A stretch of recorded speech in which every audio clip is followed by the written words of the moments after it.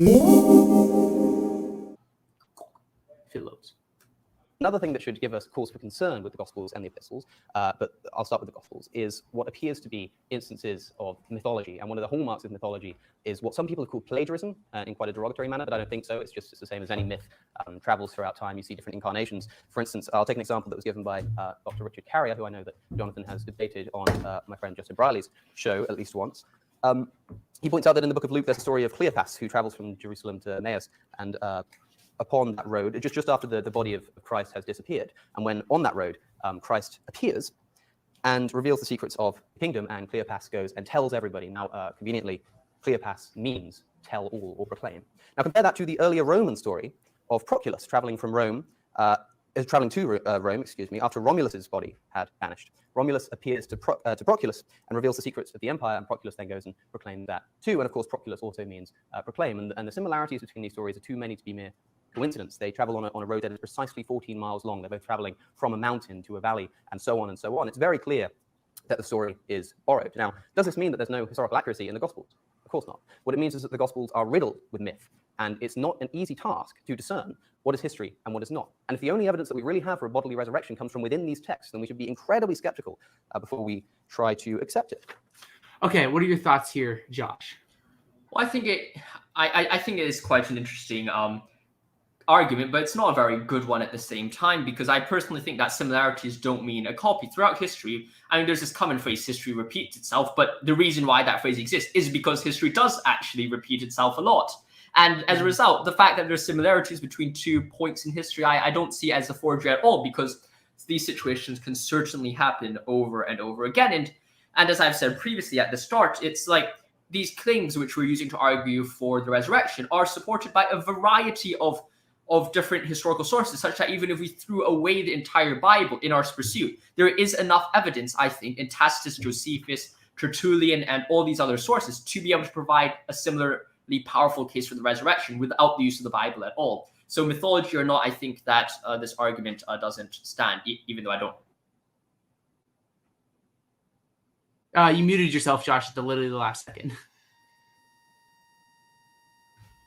Josh, you there? Can you hear me? Josh? I have for sure.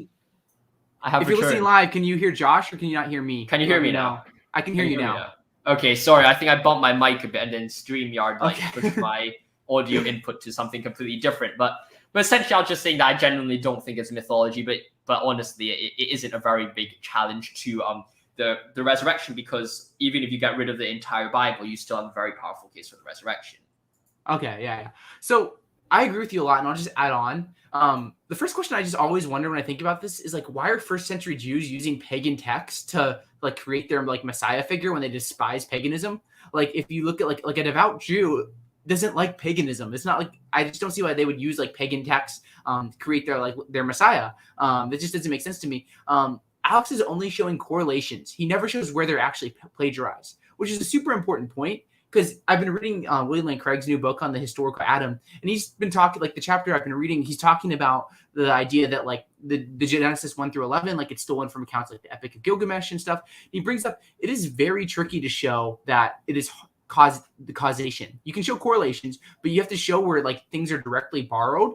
Say shared like language roots, or like people like citing the same things. Like you have to have some sort of like evidence to show how, like, say the Christian authors are looking at the story of Cleopas and then using it. Like, and Alex doesn't show any reason. He just shows correlations. And there's a great example that is used here to talk about like why correlation doesn't equal causation. And I'm just going to read this from Craig's book on page 73. And he talks about this. And it's a famous example regarding the Titanic and the correlations between a novel and the actual event that happened a few years later. So here's what he says. He says, one problem is that isolated, even if striking similarities may exist between two narratives that are independent of one another. An instructive illustration of this point is Morgan Robertson's novel, The Wreck of the Titan, published in 1898, 14 years before the sinking of the Titanic. In Robertson's story, a great ocean liner, Titan, the largest in the world, was said to be unsinkable. One night in April, it strikes an iceberg on her starboard side on the North Atlantic, 400 nautical miles off Newfoundland. It sinks, and most of its passengers and crews perish in the icy waters owing to a lack of lifeboats. The points of commonality with the sinking of the Titanic there are quite uncanny. When read in their literary context, they are part of the story of John Rowland, a young deckhand who survives the wreck, is charged with kidnapping a female passenger, is exonerated, drops out of society, and finally reemerges as a successful government civil service. If one did not know the date of Robertson's novel, one might as well surmise that it was a fictional account based on the sinking of the Titanic. So Craig uses to show that like correlations don't mean causation. Like Alex still has all his work in front of him here, where he's going to have to show that like first century Christians or second century Christians are borrowing these texts to first century Christians are borrowing these texts to like create their own story. So that's the point. So there's still a lot of work here that Alex has to do if he wants to make this point. I completely agree with you, and I think that is definitely a great thing to keep in mind. The thing is just phenomenal. Yeah, and the one thing I just thought of is like if C.S. Lewis's point is true that like the Christianity is like the true myth, the sum of all the myths. This is all, and it's like the true representation of God. Like also something like having similar pagan stories is something we'd expect. So in that sense, if we were like in a Bayesian sense, it wouldn't be much evidence against like the historical unreliability of the Gospels. So yeah, that's my thoughts.